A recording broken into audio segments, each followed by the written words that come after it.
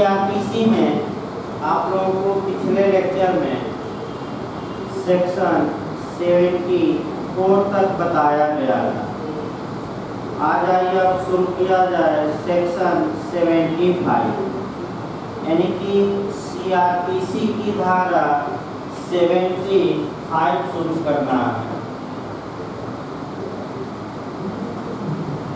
CrPC की धारा 75 शुरू करना है।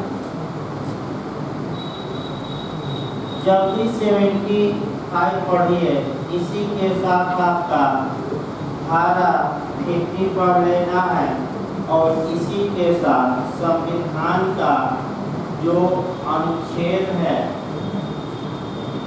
संविधान का अनुच्छेद 22 का यानी कि 22 का क्लास 1 पढ़ना है। यानी कि सीआरपीसी की दो धाराएं आप पढ़ेंगे एक साथ, धारा 50 और धारा 75, और इसी के साथ हमारे इंडियन कॉन्स्टिट्यूशन यानी कि भारतीय संविधान का अनुच्छेद आपका 22(1) भी पढ़ना है। आइए देखते हैं आपका 75 पहले हम देखते हैं कि धारा 75 में क्या कहा गया है। जहाँ तक 75 की बात है, 75 ये बताते हैं वारंट के सार की सूचना, वारंट के सार की सूचना। देखिए, जब न्यायालय किसी व्यक्ति के विरुद्ध गिरफ्तारी का वारंट जारी करता है तो उस वारंट में उन कारणों को, उस बेस को, उस आधार को या उस रीजन को लिखता है जिस रीजन से या जिस कारण से गिरफ्तारी का वारंट इशू किया गया है। अतः जब वारंट पर किसी व्यक्ति को गिरफ्तार किया जाता है तो ऐसी दशा में अलग से गिरफ्तारी का आधार या कारण बताने की आवश्यकता नहीं होती, क्योंकि वारंट में कारण को लिखता है न्यायालय कि किस कारण से गिरफ्तारी का वारंट जारी किया गया है। अतः जब कोई व्यक्ति वारंट पर गिरफ्तार किया जाता है तो गिरफ्तार करने वाला पुलिस अधिकारी या प्राइवेट व्यक्ति उस व्यक्ति को वारंट के सार को बताएगा। वारंट के सार का मतलब ये हुआ कि वारंट में जो मुख्य बातें हैं उसको बताएगा, और अगर गिरफ्तार करने वाला व्यक्ति चाहता है तो वारंट उसे दिखा दिया जाएगा। ये आपका धारा 75 में प्रावधान है। धारा 75 तब लागू होगी जब गिरफ्तारी वारंट के बिना की गई हो, लेकिन नहीं, जब गिरफ्तारी वारंट पर की गई हो। लेकिन यदि वारंट के बिना गिरफ्तारी की गई है तो ऐसी दशा में सीआरपीसी की धारा 50 लागू होगी, जिसमें यह बताया गया है कि वारंट के बिना गिरफ्तारी के मामले में जिस व्यक्ति को गिरफ्तार किया जा रहा है उस व्यक्ति को अविलंब यानी कि जितना जल्दी से जल्दी हो सके गिरफ्तारी के आधार बताए जाएंगे, यानी कि किस आधार पर आपको गिरफ्तार किया गया है ये आधार बताए जाएंगे। इसका प्रावधान सीआरपीसी की धारा 50 में किया गया है। यह एक फंडामेंटल राइट है, मूल अधिकार है, और इस मूल अधिकार का उल्लेख भारत के संविधान के अनुच्छेद 22 के क्लास 1 में किया गया है। कि गिरफ्तार व्यक्ति को अविलंब यानी कि जितना जल्दी हो सके गिरफ्तारी के आधार बताए जाएं, गिरफ्तारी का बेस बताया जाए, क्यों उसे अरेस्ट किया गया है, इस बात को जितना जल्दी हो सके उसको बताया जाए। इस प्रकार जब भी धारा 75 पढ़िए, इसी के साथ सेक्शन 50 भी पढ़ना है और संविधान का अनुच्छेद आपको पढ़ना है 22 का क्लास 1। 75 के बाद आपका 76 आपको पढ़ना है। धारा आपका 76 पढ़ना है। 76 ये बताती है कि जब किसी व्यक्ति को वारंट पर गिरफ्तार किया जाता है तो 24 घंटे के अंदर उसको निकटतम मजिस्ट्रेट के समक्ष पेश किया जाएगा। यानी कि गिरफ्तार किए गए व्यक्ति का न्यायालय के समक्ष आपका अविलंब लाया जाना।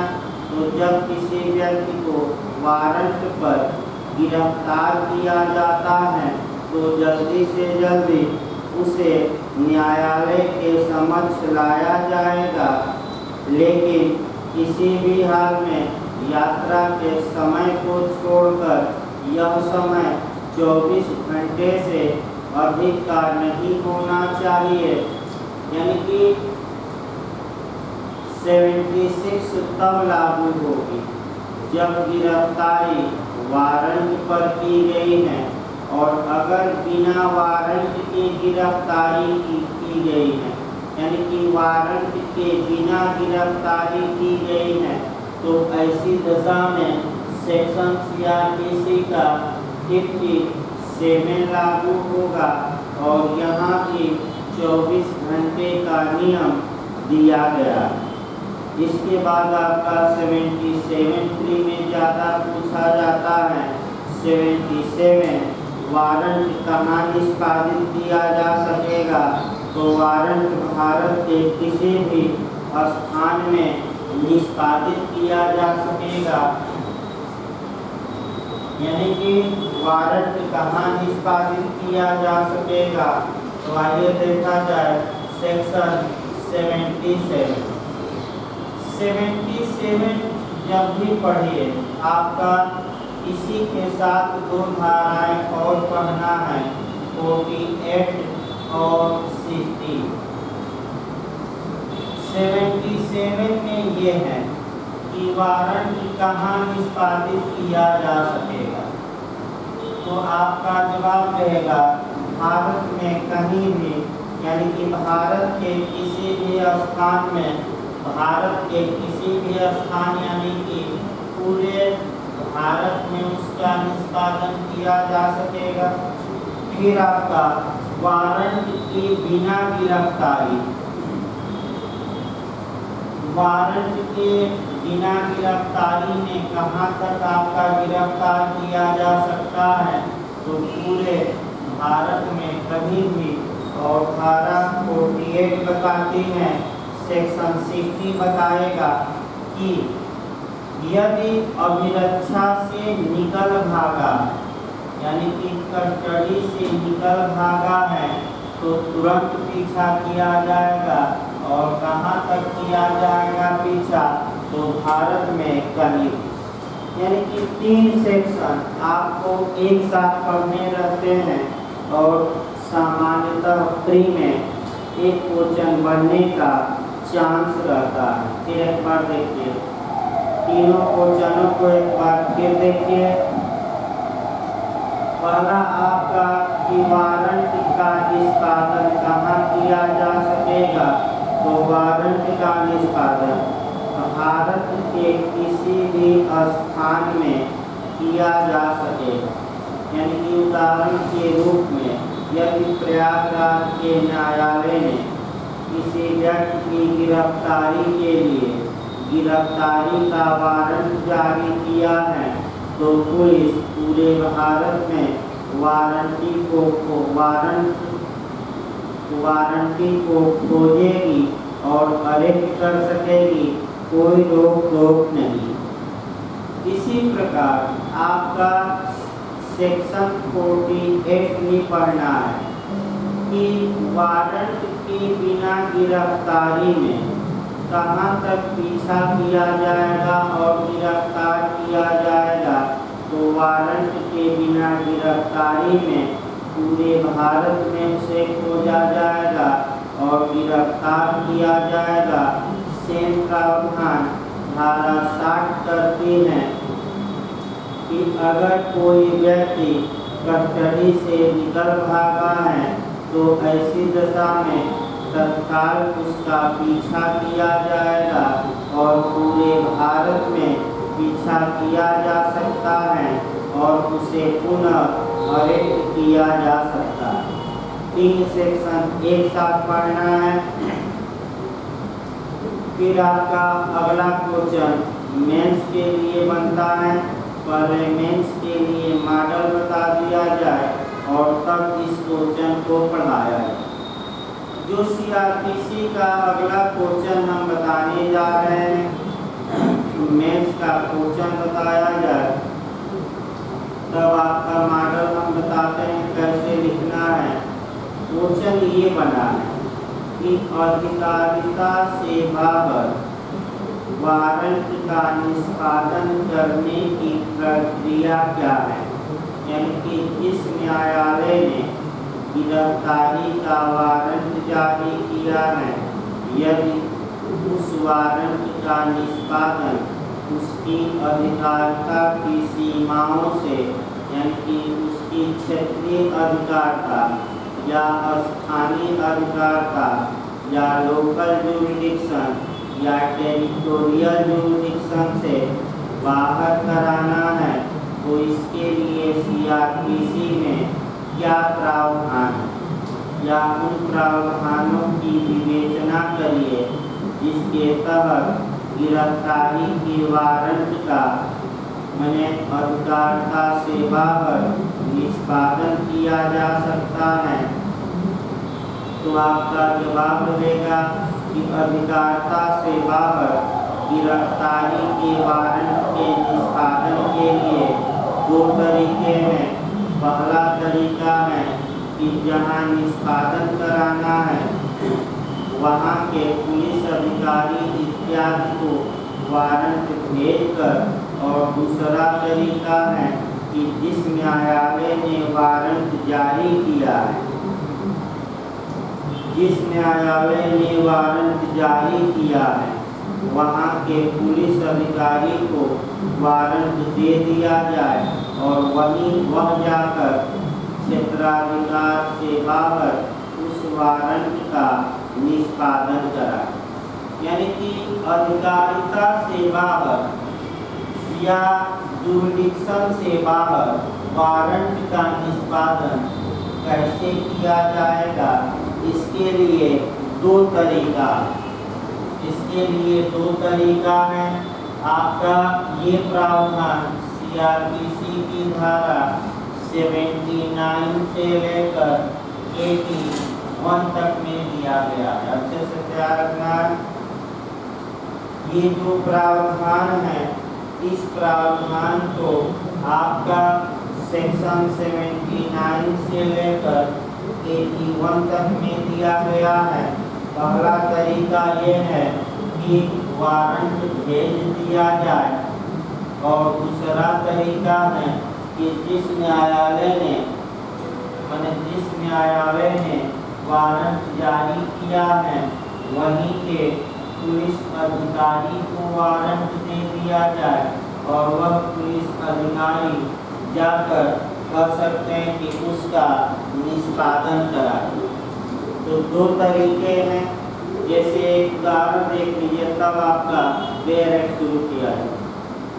मान लीजिए प्रयागराज के न्यायालय ने गिरफ्तारी का वारंट जारी किया और जिस व्यक्ति को गिरफ्तार करना है वह व्यक्ति पटना में निवास करता है या पटना में है, तो प्रयागराज का न्यायालय को 2 तरीके हैं प्रयागराज के न्यायालय द्वारा इस वारंट के निष्पादन के पहला तरीका यह है कि प्रयागराज के ही पुलिस अधिकारी को वारंट दे दे।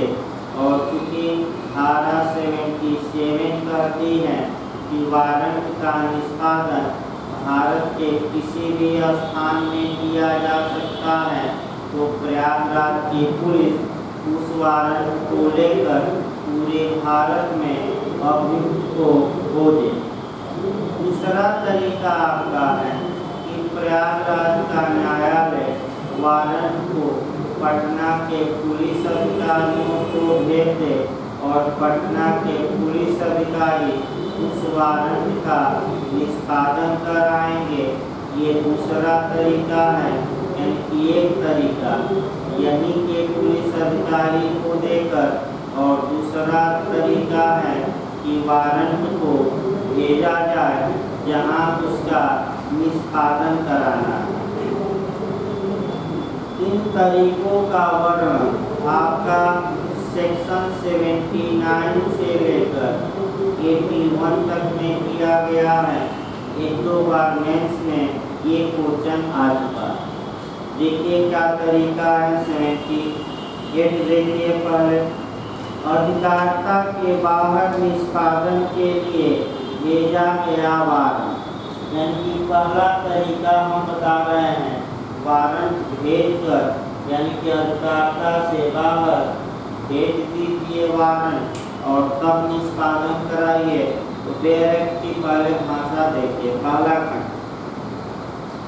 जब वारंट का निष्पादन उसे जारी करने वाले न्यायालय की स्थानीय अधिकारिता के बाहर किया जाना है, तब वह न्यायालय ऐसा वारंट अपनी अधिकारिता के अंदर किसी पुलिस अधिकारी को निर्दिष्ट करने के बजाय का मतलब कि सिवाय का मतलब छोड़कर, इसका मतलब ये हुआ कि जो न्यायालय गिरफ्तारी का वारंट आपका जारी करता है और उस वारंट को लागू कराना है उसकी अधिकारिता के बाहर, तो ऐसी दशा में वह अपने अंदर के किसी पुलिस अधिकारी को वारंट जारी न करके उसे डाक द्वारा या अन्यथा किसी ऐसे कार्यपालक मजिस्ट्रेट या जिला पुलिस अधीक्षक या पुलिस आयुक्त को भेज सकता है। यानी कि बाहर निष्पादन कराना है तो किसको भेज सकता है वारंट? किसी कार्यपालक मजिस्ट्रेट को भेज दे या एसपी को भेज दे, यानी कि जिला पुलिस अधीक्षक को भेज दे या पुलिस आयुक्त को भेज दे। पुलिस आयुक्त को यानी कि पुलिस कमिश्नर को भेज दे या तो डाक द्वारा भेजे या अन्य तरीके से। फिर एक बात समझिए, यानी कि अगर अधिकारिता से बाहर वारंट का निष्पादन कराना तो ऐसी दशा में क्या उपाय है? तो पहला उपाय हम भेज कर दिखा रहे हैं और किसको भेजा जाएगा?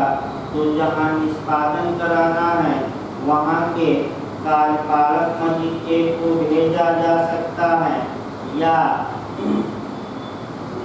वहां के पुलिस अधीक्षक, जिला पुलिस अधीक्षक यानी कि एसपी को भेजा जा सकता है या वहां के पुलिस कमिश्नर को यानी कि पुलिस आयुक्त को भेजा जा सकता है, जिसकी अधिकारिता की स्थानीय सीमाओं के अंदर उसका निष्पादन किया जाना है। और जब इन लोगों को गिरफ्तारी का वारंट भेज दिया गया है, तब वह कार्यपालक मजिस्ट्रेट या जिला अधीक्षक या आयुक्त उस पर अपना नाम पृष्ठांकित करेगा और यदि साध्य है तो उसका निष्पादन इसमें इसके पूर्व उपबंधित रिट से कराएगा।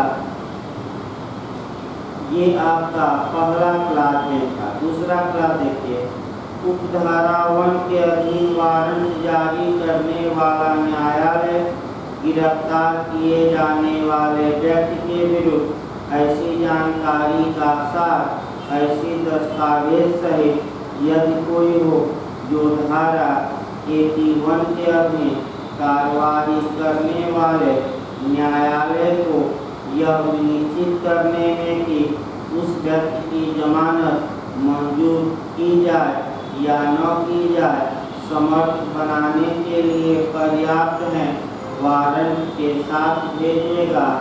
यानी कि वारंट जारी करने वाला न्यायालय उन दस्तावेजों को भी भेजेगा जिनके आधार पर ये डिसाइड किया जा सके क्या ऐसा व्यक्ति जमानत पाने का हकदार है कि नहीं। आइए 79 देखा जाए। 79 में आपका ये है कि जिस न्यायालय ने वारंट जारी किया है वह न्यायालय अपनी अधिकारिता के पुलिस अधिकारी को वारंट दे दे और वह पुलिस अधिकारी जाकर उस वारंट का भारत के किसी भी स्थान में निष्पादन कराए और इसके लिए जो सेक्शन चलेगा वह चलेगा आपका 79। उदाहरण के रूप में फिर देखें तब पढ़ा जाए।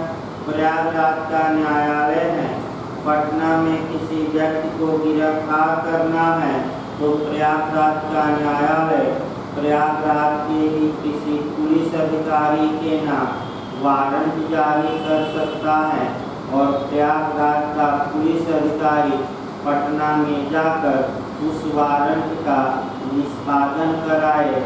ये आपका 79 में दिया गया है। क्यों ऐसा हो सकता है?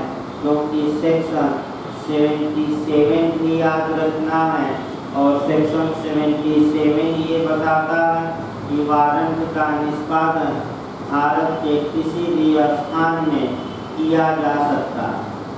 देखिए बेरक की भाषा समझा जाए। जब पुलिस अधिकारी, देखिए 79 शुरू किया जा रहा है। अधिकारिता के बाहर निष्पादन के लिए पुलिस अधिकारी को निर्दिष्ट वारंट। पहला का देखिए, जब पुलिस अधिकारी को निर्दिष्ट वारंट का निष्पादन उसे जारी करने वाले न्यायालय की स्थानीय अधिकारिता के बाहर किया जाना है, तब वह पुलिस अधिकारी उसे दृष्टांकन के लिए मामूली तौर पर ऐसे कार्यपालक मजिस्ट्रेट के पास या पुलिस थाने के भारसाधक अधिकारी से अनिम्न पंक्ति के पुलिस अधिकारी के पास, जिसकी अधिकारिता की स्थानीय सीमाओं के अंदर उस वारंट का निष्पादन किया जाना है, ले जाए। तो पहला नियम देखा जाए। पहला नियम ये है कि अगर प्रयागराज के न्यायालय ने गिरफ्तारी का वारंट जारी किया है और प्रयागराज के पुलिस अधिकारी को ही वारंट निर्दिष्ट है, यानी कि भेजा नहीं है, बल्कि प्रयागराज के पुलिस अधिकारी को ही वारंट दे दिया है कि जाकर तुम निष्पादन कराओ। ऐसी दशा में जहाँ निष्पादन कराना है तो प्रयागराज की पुलिस जाएगी और वहाँ के कार्यपालक मजिस्ट्रेट या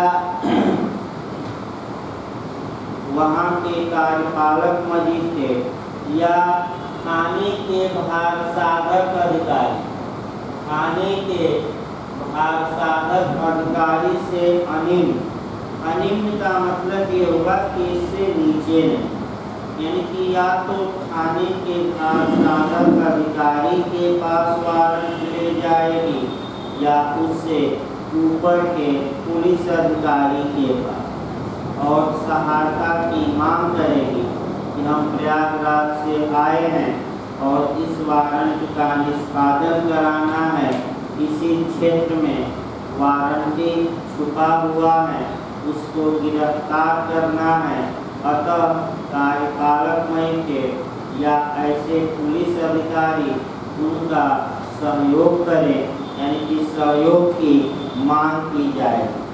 दूसरा क्लास देखिए, ऐसा मजिस्ट्रेट या पुलिस अधिकारी उस पर अपना नाम पृष्ठांकित करेगा और ऐसा पृष्ठांकन उस पुलिस अधिकारी के लिए जिसको वह वारंट निर्दिष्ट किया गया है उसका निष्पादन करने के लिए पर्याप्त प्राधिकार होगा। और स्थानीय पुलिस यदि ऐसी अपेक्षा की जाती है तो ऐसे अधिकारी को ऐसे वारंट का निष्पादन करने में सहयोग करेगी, हेल्प करेगी, सहायता करेगी।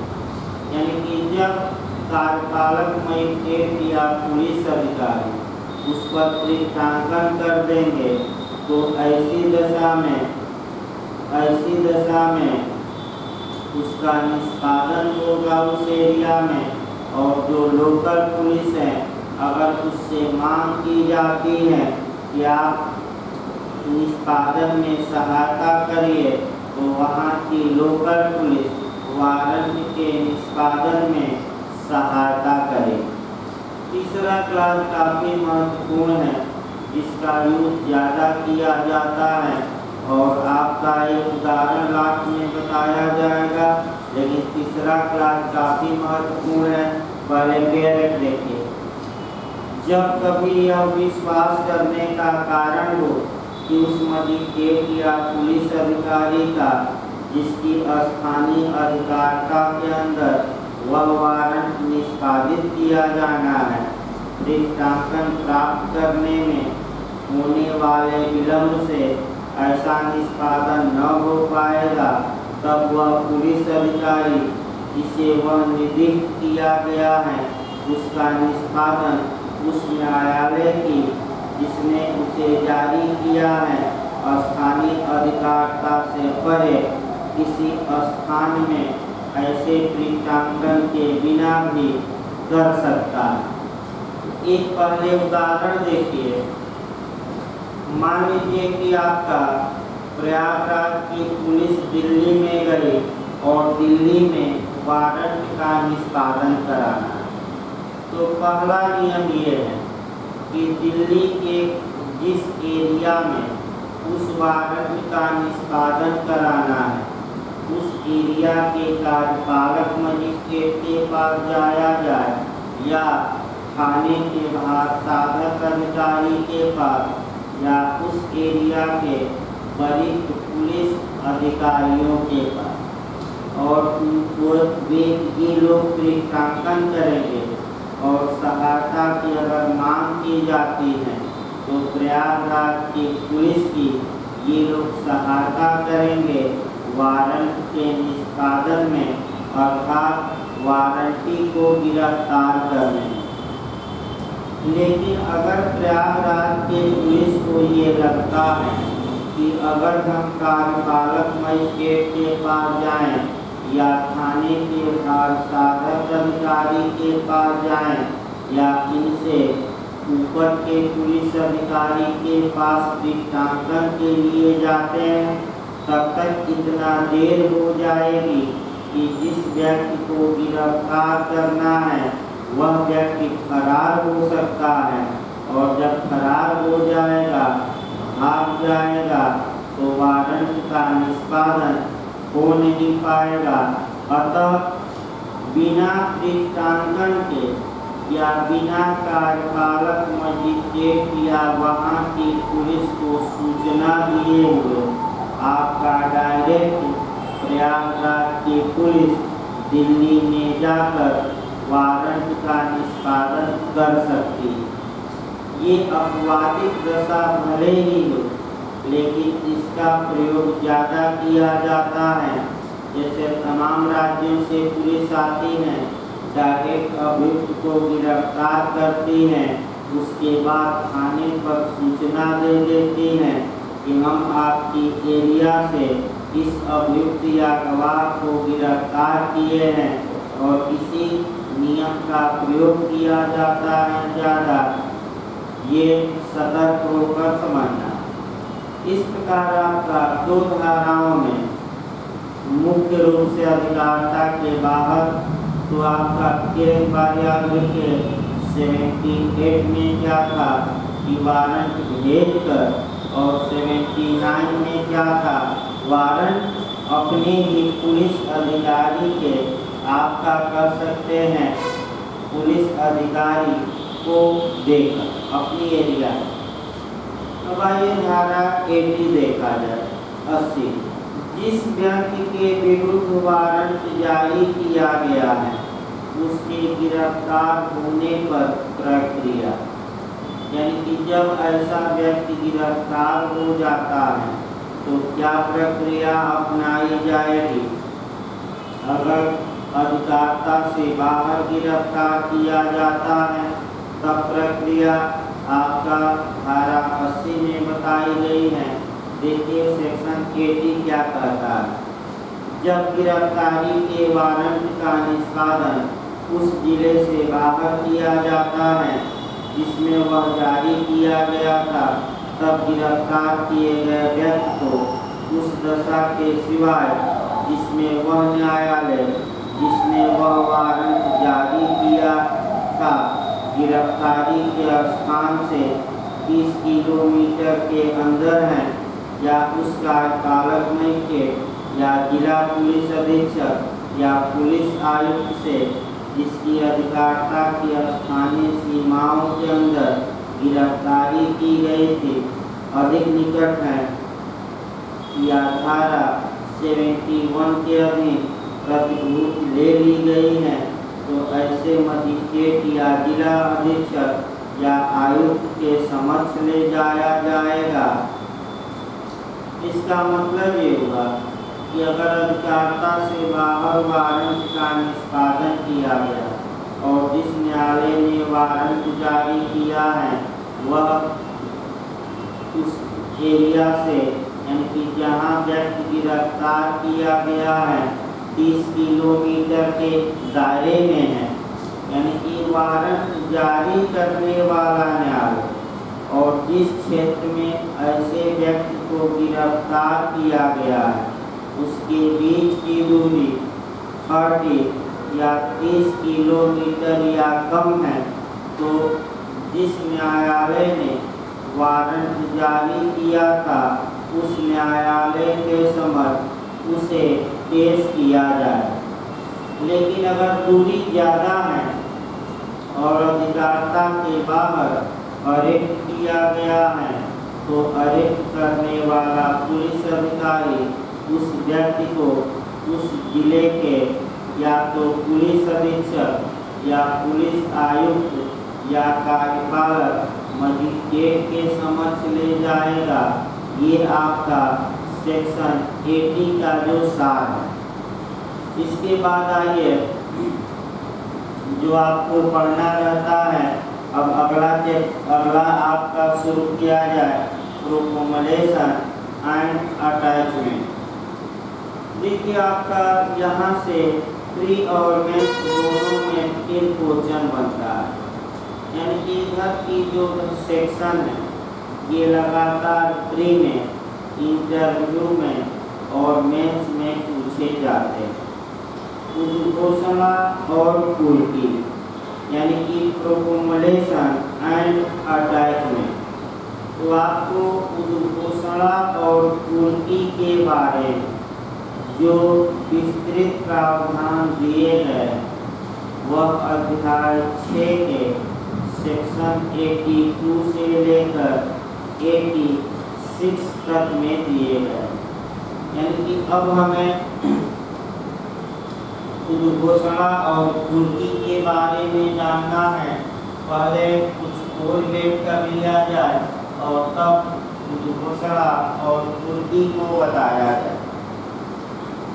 जब भी आप उद्घोषणा और कुर्की के बारे में पढ़िए, आप कुछ चीज़ों का जरूर अध्ययन करिए और कौन कौन चीजें आपको पढ़नी है कोरिलेट करके। तो पहला आपका पुलिस अधिनियम, पुलिस अधिनियम।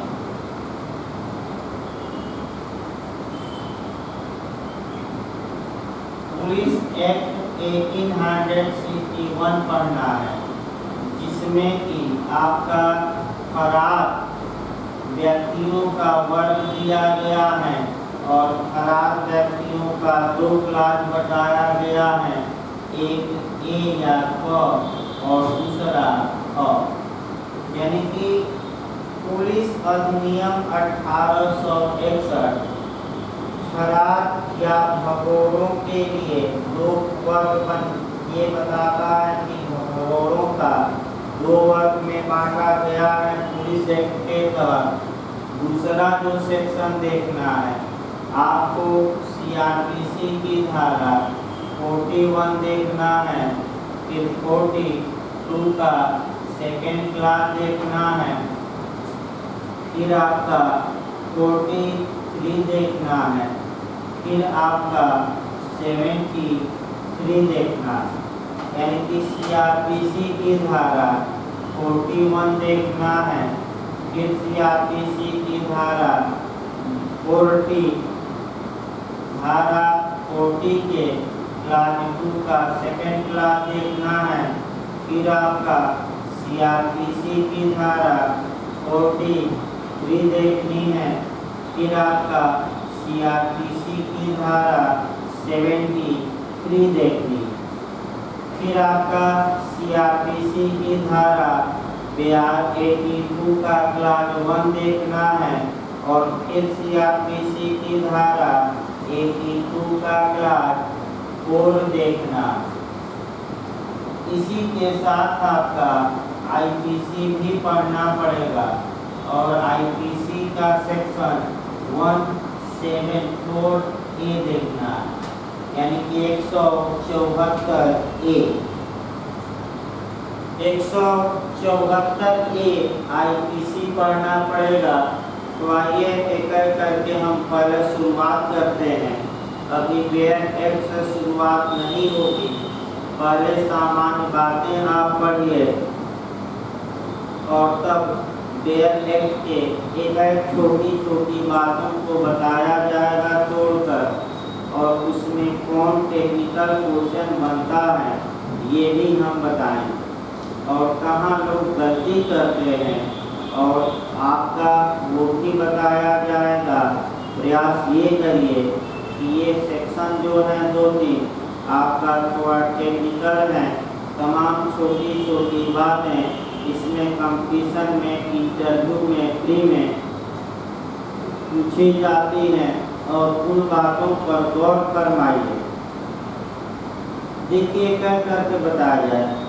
उद्घोषणा और कुर्की क्यों? पहला, यानी कि पहला पॉइंट हम उठा रहे हैं कि प्रोक्लेमेशन किसे कहा जाएगा या आपका प्रोक्लेमेशन होता क्या। तो उद्घोषणा को सीआरपीसी में परिभाषित नहीं किया गया, यानी कि फरार व्यक्ति के लिए उद्घोषणा की जाती है, लेकिन इसकी परिभाषा सीआरपीसी में नहीं दी गई है। आपका धारा 82 में परिभाषा न देकर फरार व्यक्ति के लिए उद्घोषणा की बात की गई है। तो आखिर उद्घोषणा होती क्या है? उद्घोषणा का मतलब ये हुआ एक सरकारी और औपचारिक उद्घोषणा, यानी कि न्यायालय द्वारा की गई एक सरकारी और फॉर्मल यानी कि औपचारिक घोषणा, जिसके तहत न्यायालय यह आशा करता है कि उद्घोषित व्यक्ति यानी कि जिस व्यक्ति के विरुद्ध उद्घोषणा की गई है वह उद्घोषणा में दिए गए समय के अंदर कोर्ट में हाजिर हो जाए। यानी कि एक सार्वजनिक घोषणा, औपचारिक घोषणा आप सरकारी घोषणा कर सकते हैं, सार्वजनिक घोषणा की जाती है ताकि वह व्यक्ति न्यायालय में समय के अंदर हाजिर हो जाए। क्यों हाजिर हो जाए? क्योंकि आपका CRPC की धारा 273 BC के साथ पढ़ना है कि प्रत्येक साक्ष्य अभियुक्त की उपस्थिति में लिया जाए और अभियुक्त न्यायालय में हाजिर हो। इसके लिए CRPC न्यायालय को शक्ति देती है कि वह समन जारी कर सके, वह गिरफ्तारी का वारंट जारी कर सके। और अंतिम विकल्प आपका बचा है प्रोक्लेमेशन एंड अटैचमेंट, यानी कि उद्घोषणा और कुर्की। उद्घोषणा और कुर्की का मुख्य ध्येय, मुख्य उद्देश्य या मेन पर्पज ये है कि अभियुक्त पर ये दबाव पड़े, ये प्रेशर पड़े कि वह समय के अंदर हाजिर हो जाए न्यायालय में, अन्यथा उसकी संपत्ति से उसे वंचित कर दिया जाएगा। यानी कि उसकी संपत्ति से उसे वंचित कर दिया जाएगा, यानी कि उसकी प्रॉपर्टी न्यायालय द्वारा अटैच कर ली जाएगी। यानी कि आपका ये प्रेशर पड़े उस व्यक्ति पर कि वह न्यायालय में हाजिर हो जाए। अब इसके लिए आपका सबसे पहले उसको रिलेशन देखा जाए और उसके बाद आपका CRPC की धारा 82 फरार व्यक्ति के लिए उद्घोषणा के बारे में डिटेल में पढ़ाया जाए। देखिए आपका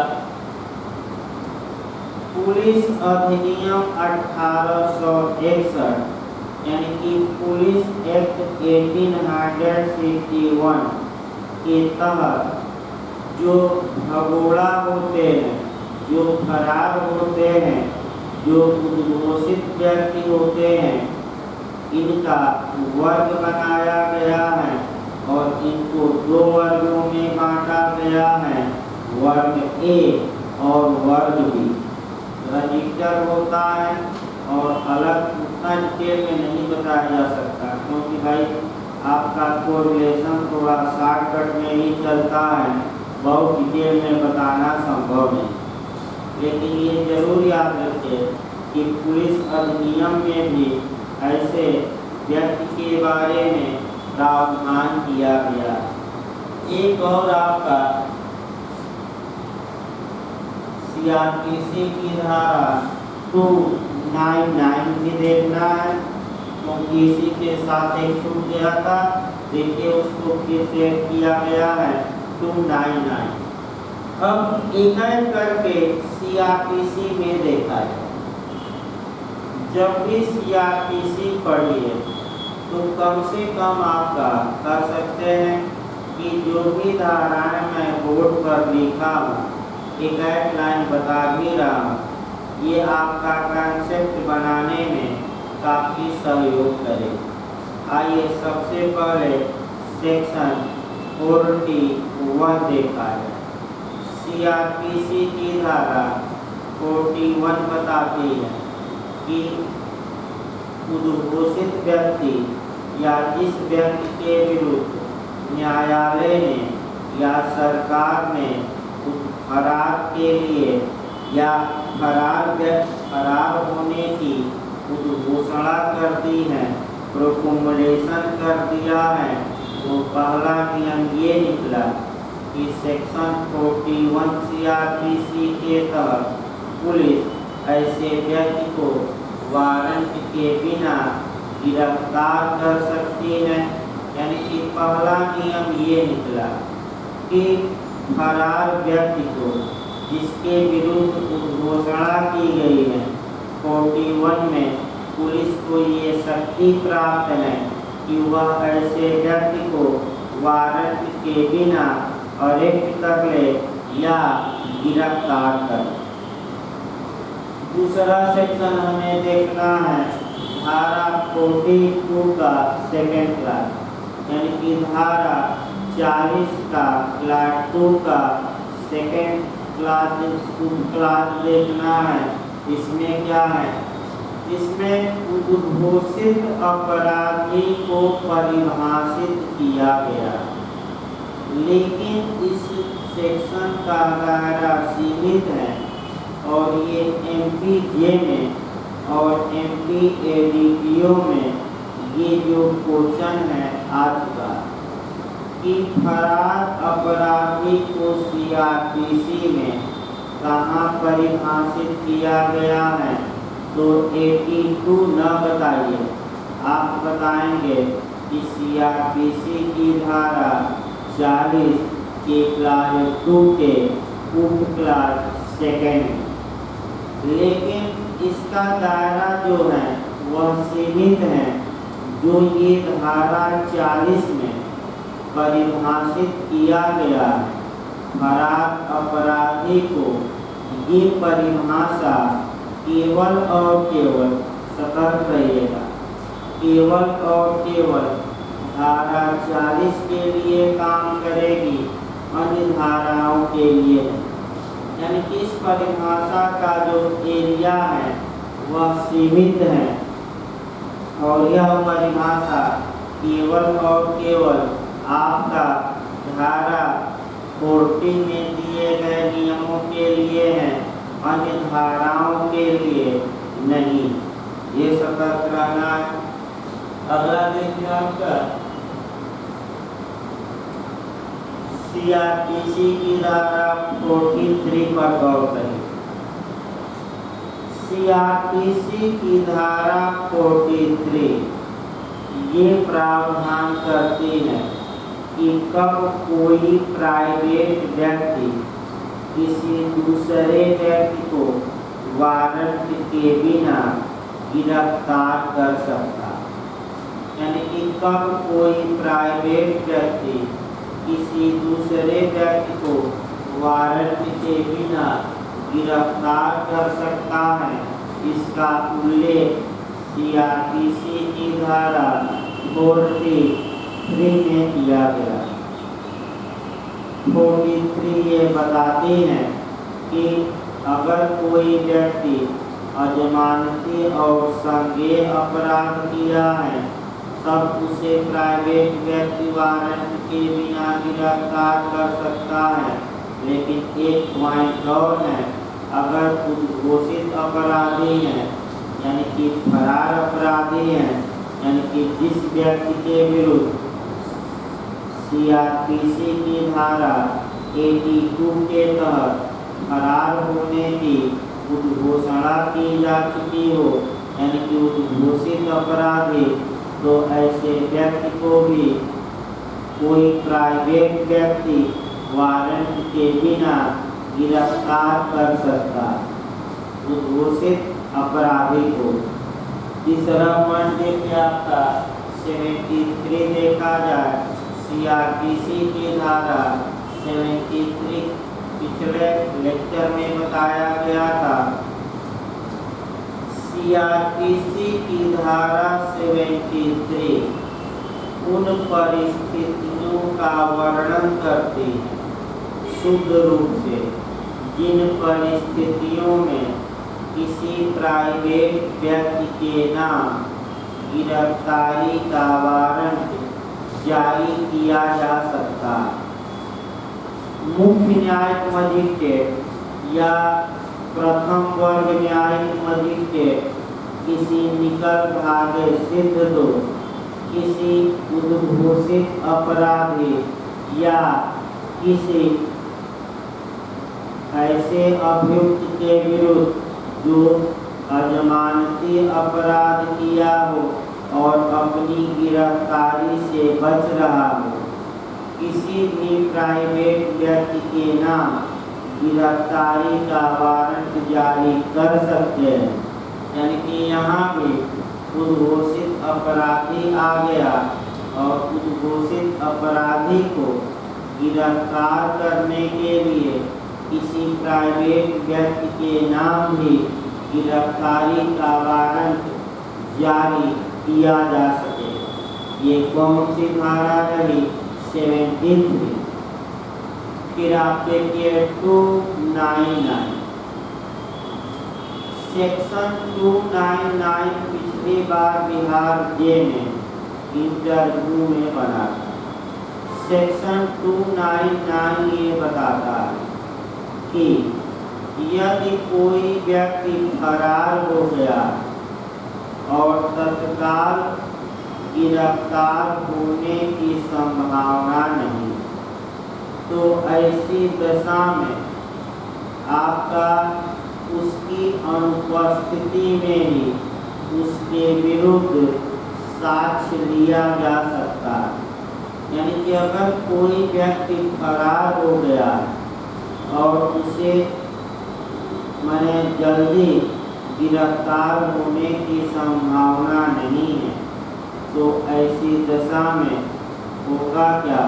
तो ऐसी दशा में उसकी अनुपस्थिति में ही जांच और विचारण को आगे बढ़ाया जाएगा और उसकी अनुपस्थिति में ही एविडेंस लिया जा सके।